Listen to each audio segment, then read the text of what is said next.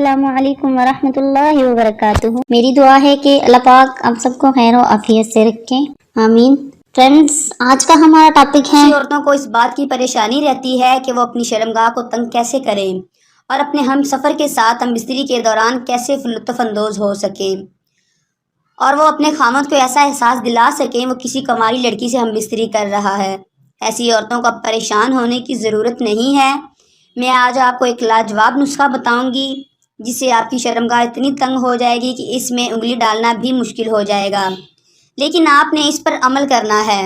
یہ ایک ایسا دیسی نسخہ ہے، اس سے آپ کو گھبرانے کی ضرورت نہیں، یا کسی بھی پنسار سٹور سے یہ مل سکتا ہے۔ سب سے پہلے آپ نے مازو لینا ہے 2 تولہ، کافور لینا ہے 2 تولہ، متگی لینا ہے 2 تولہ اور شہد لینا ہے حسب ضرورت۔ ان سب چیزوں کو باریک کر لیں جس طرح صفوف باریک ہوتا ہے، اور ان میں ضرورت کے مطابق شہد ڈال کر اچھی طرح مکس کر لینا ہے۔ یہ ایک طلاق کی شکل میں تیار ہو جائے گا اور اس کو کسی شیشی میں محفوظ کر لیں۔ اب آپ نے اس کو استعمال کرنا ہے کیسے؟